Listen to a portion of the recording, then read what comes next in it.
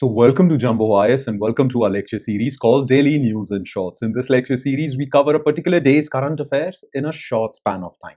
Now, needless to say this, you have to revise this lecture just after watching it, because if you don't and just watch this lecture, well, these current affairs would quickly skip your memory. Therefore, to retain them, at least till your exams, you need to revise this lecture. Now, you can revise this lecture from the notes provided by us, and these notes shall be shared on our Telegram platform. The link to our Telegram channel is provided in the comment section just below this video. Alright then, let's begin today's discussion. But first, let's take a look at the list of topics that we shall cover today. So let's begin. So daily current affairs, 6th of January, it's Tuesday, and here is the topics list. Number one on this list is, well, Donald Trump has recently threatened that it wants to annex Greenland. So why does USA want Greenland? We'll talk about this. Then topic number two is, again, with this expression of acquiring Greenland and basically its actions in Venezuela, well, America is going back to Monroe Doctrine, and Donald Trump has rephrased it, calling it Donroe Doctrine. So Monroe plus Donald Trump, so Donroe Doctrine. So what is the difference between Monroe Doctrine and Donroe Doctrine? We'll talk about this. And recently, Supreme Court basically denied bail to Sharjeel Imam and Umar Khalid, who were accused in Delhi riots conspiracy case. So what was Supreme Court's judgment? Because it gives us a lot of legal clarification with respect to bail provisions in Unlawful Activities Prevention Act. So we'll talk about this. And then we'll talk about disappearance of galaxy frogs in Western Ghats of Kerala. Okay. So these are the four news items we shall zero in our attention on. So let's start discussing them one by one, starting with topic number one, and that is why USA wants Greenland. Now, when Donald Trump was elected and was in his previous term, he expressed his desire of acquiring Greenland, but back then he was saying that he wants to do a real estate purchase of Greenland. He wants to buy Greenland. But after America's actions in Venezuela in his second term, well, Donald Trump says that Greenland is absolutely crucial for America's national security. And if buying doesn't work, we can straight away go into Greenland and annex it. Now, currently, Greenland belongs to Kingdom of Denmark. Okay, so it is a Danish territory. And with this speech of Donald Trump that he wants to acquire Greenland, well, people of Greenland, people of Denmark, Danish authorities, they have expressed their disappointment, and they have expressed their, in some politicians' words, anger. Now, why is Greenland so important for America? Why did Donald Trump say that Greenland is absolutely crucial for our national security? So we need to investigate this because it's important. So let's talk about this, okay? So why USA wants Greenland? Okay, so the leaders of Denmark and Greenland responded strongly to US President's comments on Sunday, where he said US needs Greenland for defense. Now, about Greenland. So Greenland is an autonomous territory within Danish Kingdom. So it belongs to Denmark, but it is autonomous. It has local autonomy with its own government, but under Danish sovereignty. So Greenland has its own government, but as far as foreign affairs, defense of Greenland is concerned, that is the job of Denmark. Okay, so both Denmark and Greenland are involved in this. Now, why is Greenland significant? For that, you need to know about the location of Greenland. Okay, so this is USA, this is Canada, this is Denmark, and this is Greenland. And Greenland belongs to the Arctic Circle. And because Greenland is in the Arctic Circle, it is very close to Russia. Russia is over here. Okay? Russia is over here. Arctic sea routes are important. It's crucial location because acquiring Greenland would give USA proximity to Russia, okay, and European continent. So this is the reason why Greenland is significant from a geostrategic perspective. Okay, geography of Greenland dictates these things. But still, we need to understand why is Greenland so crucial. So what are the reasons or what are the factors that make Greenland crucial for America? Okay, so why Greenland? Number one, geostrategic location. It occupies a pivotal position in the Arctic, giving it immense military and strategic value. Okay, its location is important. Plus, well, it hosts key US operations during Cold War and still houses Tufik Space Base, Thule Air Base. So USA already has this air base, Tufik Space Base, through which it can monitor the missiles of Russia and China and Europe. Okay, so this air base is crucial for USA. Then, this is the geostrategic location, the location of Greenland. Great power rivalry is reason number 2. Both Russia and China have reportedly expanded their military capabilities in the Arctic Circle. This Arctic Circle. Okay? Russia has increased its activities, China has increased its activities. That is why Greenland is crucial for America, because we all know that technically speaking, both China and Russia have some sort of competition, rivalry with Greenland. Okay? Increasing US anxiety about maintaining a strategic dominance in the region. Okay? Plus, we all know global warming is happening. We all know ice sheets are going to melt in Greenland as well. And when these ice sheets will melt, well, Greenland is rich with rare earth elements. And you all know that currently China has dominance over rare earth elements. Okay? USA wants to break that dominance by capturing more rare earth elements, and that is why Greenland is crucial. So there are 3 main reasons. Okay? Geostrategic location, which involves, well, key space base and air base of USA, great power rivalry, and rare earth. Clear?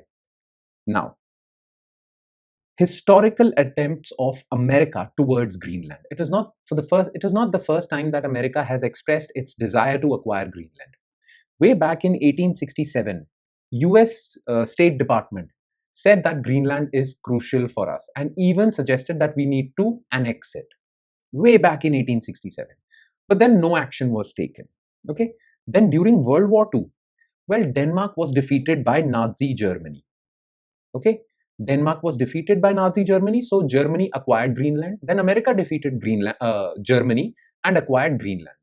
Throughout World War II, America acquired Greenland and operated its military from there. Then, after World War II, such was the significance of Greenland that President Harry S. Truman offered Denmark to, in fact, he offered $100 million for purchasing Greenland from Denmark. But nothing happened. So USA said, okay, if you're not giving us Greenland, then in 1951, USA signed a defense agreement with Greenland, saying that we will operate our military bases from Greenland, and that is why we have this Tufik space base or air base, Thule air base. Okay. And in 2017, Trump proposed the idea of buying Greenland. Okay, this was the first time. All right. Now, this open threat to Greenland is not being taken well in Denmark. Many media authorities are saying that USA has complete plan to acquire Greenland. Okay, and Danish authorities, Danish media, newspaper outlets have expressed this as USA's 3-phase plan to acquire Greenland. So what is this 3-phase plan? First of all, charm offensive. Attract people of Greenland towards USA. Then put direct pressure on Denmark, criticizing Denmark in Greenland. Then, well, infiltrate Greenland, basically encourage the dissidents in Greenland who are not happy with Danish government to form an organization and rebel against Denmark. So this is the 3-step strategy. Okay. Now, as far as acquiring Greenland is concerned, well, the legal situation is that any attempt at annexation or forced secession would therefore be seen as violation of both Denmark's sovereignty and Greenland's right to self-determination. Okay. So if you forcefully acquire Greenland, these 2 things would be violated as of now. But when has America cared about international law? With its actions in Venezuela, it has made its stand clear. International law doesn't apply on America. It applies on all the others. Okay. So this is the current situation. Any which way, let's move on to next topic, which is related to whatever we just discussed, and that is Monroe versus Donroe doctrine. Now listen to me very carefully. In 1800s, an American president by the name of Monroe, President Monroe, said that the entire Western Hemisphere belongs to America. Now he didn't say belongs to America, but he says that the entire Western Hemisphere is under the hegemony of America, United States of America.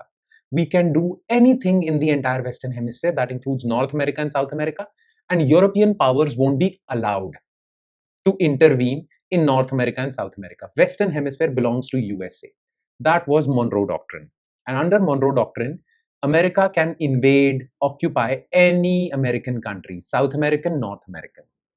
Now, that Monroe Doctrine existed, then it was abandoned. Now, with the actions of America in Venezuela, people are saying that America is going back to Monroe Doctrine, but this time around with some modifications. And those modifications have made this Monroe Doctrine into Donroe Doctrine. And the word Don comes from Donald Trump. So what is the difference between Monroe and Donroe Doctrine? What was Monroe Doctrine? Let's talk about this, okay? So Monroe versus Donroe Doctrine. So the Donroe Doctrine is a mixture of Donald Trump and Monroe Doctrine, coined by media, New York Times, and foreign policy analysts, subsequently adopted by President Trump in early 2026 with the invasion of or the actions in Venezuela. The term describes his administration's aggressive policy of asserting US hegemony over the entire Western Hemisphere. Now take a look at this map, okay? This map is crucial. This is the line. This is Western Hemisphere, this is Eastern Hemisphere, and North America and South America belongs to Western Hemisphere, including Greenland. Just remember this picture, okay? Now, let's talk about Monroe Doctrine. So what was Monroe Doctrine? So Monroe Doctrine, articulated in 1823 by President James Monroe, established 4 principles, 4 tenets of Monroe Doctrine. Number 1, US non-interference in European affairs. USA won't intervene in Europe. USA is completely separate from Europe. Okay. Number 2, respect for existing European colonies in America. There were certain European colonies, okay, Spanish colonies, Portuguese colonies in South America. America will respect that. Closure of Western Hemisphere to future colonization, but no country can colonize any new country in Americas without USA's permission. This entire region belongs to USA. And viewing any European intervention, any military intervention in Americas with hostility. America won't allow it. America says we won't intervene in Europe. Europe should not intervene in Western Hemisphere. This area belongs to us. Okay, this was Monroe Doctrine.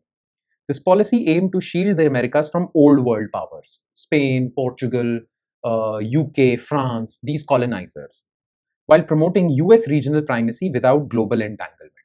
So US primacy in this region, and USA won't intervene in Europe and the rest of the world. USA would be isolated. Okay, would isolate itself. But this Western Hemisphere belongs to us. That was Monroe Doctrine. And what were the actions taken under this Monroe Doctrine?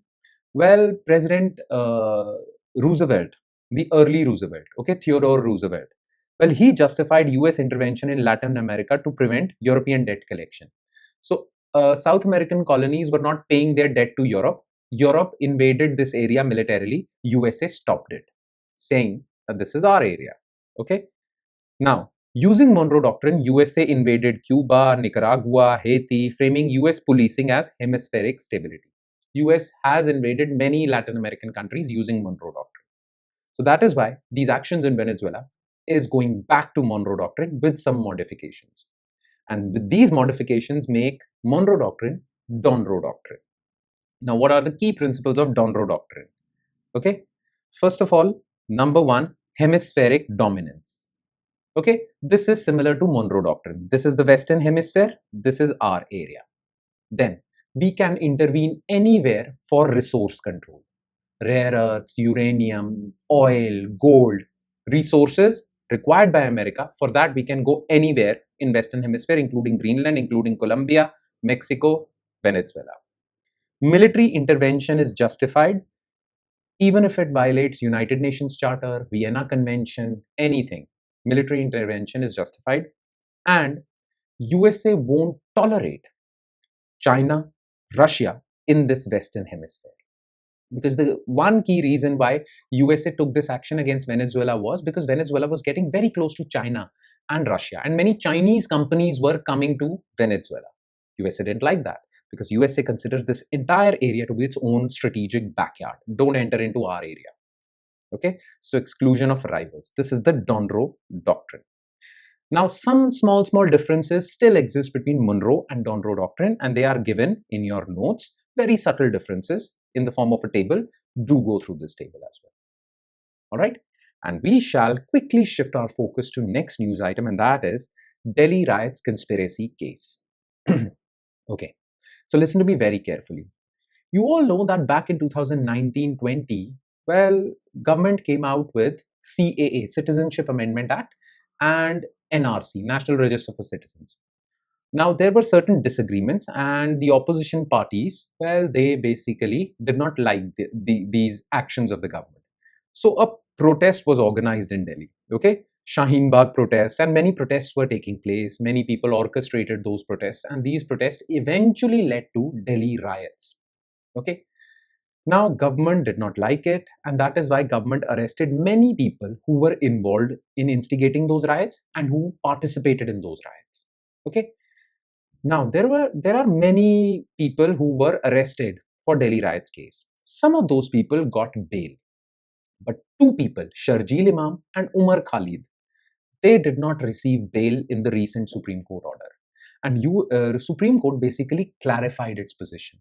Supreme Court said that yes, bail can be allowed, but not to those who are the architects of this case, these riots. Basically, Supreme Court legally differentiated between two participants in riots. Number one, architects of riots, those who orchestrated those riots. And number two, those who merely participated in the riots, taking orders from their bosses. So the bosses are more responsible and they won't get bail, but the mere participants can get bail. Supreme Court said that Umar Khalid and Sharjeel Imam were the architects. Therefore, they have no right to bail. So basically, Supreme Court made a legal distinction between these two categories of people in case of a riot. And this is very important because this distinction will be used in further cases as well. Okay, so that is why we are discussing this. So let's talk about this. So Delhi riots conspiracy case. Okay, so this is Sharjeel Imam, this is Umar Khalid. Supreme Court denied bail to Umar Khalid and Sharjeel Imam in the 2020 Delhi riots conspiracy case under UAPA, distinguishing them as ideological drivers and architects from local facilitators. So local facilitators are mere participants in the riots. But who instigated them? Who was giving them orders? Architects and ideological drivers. And Supreme Court considers them as architects because there was evidence presented to the Supreme Court, who received bail emphasizing individualized culpability assessment. The ruling addresses bail pleas in the larger conspiracy case linked to February 2020 Delhi riots. Now, what was the Supreme Court ruling? The verdict creates a hierarchy of roles framework, okay, rejecting parity claims. There should be, because these Sharjeel Imam and Umar Khalid said that you gave bail to these people, so bail should also be given to us.